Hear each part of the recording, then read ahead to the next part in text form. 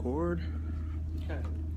So thanks for making the time. Absolutely. For the record and the camera, your name and how you spell it. Carolyn Moos, Carolyn Moos. Okay, Carolyn, thanks for making the time for us today. Just a couple of questions. What lessons did you take away from sports that apply to life in general and education specifically? Great question. Some things you can study in a book, some things you study through experience. I think sports give you things you can't literally learn in a book. I would start with camaraderie, compassion, communication, role play, acceptance of role, understanding delegation of tasks, and also bringing the best out of each other and understanding how do we operate as a unit. Not only do you work on your individual skill sets, but how do we come together as a cohesive unit to make each other look better. And I think those skill sets transfer to the corporate world, definitely transfer to team play, and just bringing the best out of each other. That is a terrific answer.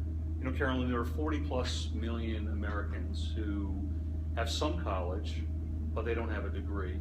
Yes. And many of them are, you know, life gets in the way, you're in a career, you have kids, Yes. a lot of stuff going on.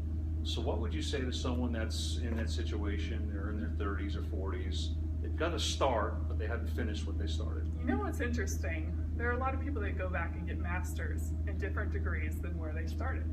So, you know, I think by age 30 and you've experienced so much of life, you really know who you are at that point. So that's a beautiful time to go back and say, this is really what I want to major in, this is what I want to do professionally, and these are the skill sets I've acquired through real life experience that can be applied to this corporate route.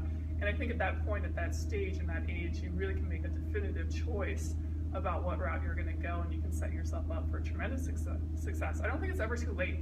There's a lot of pro athletes you're probably corresponding with or speaking to where you finish one chapter and you're ready for the next. Well, where does it begin? Education. You need that degree. You need that experience so that once you jump into that role or that job, you have those skill sets.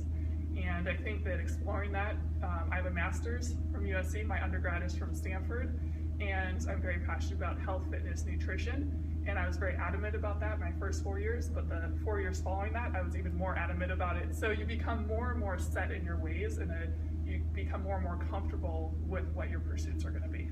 So let's go on the other spectrum. Tomorrow you're going to be doing a youth clinic. Yes. What's the advice that you would impart to 8 or 9-year-old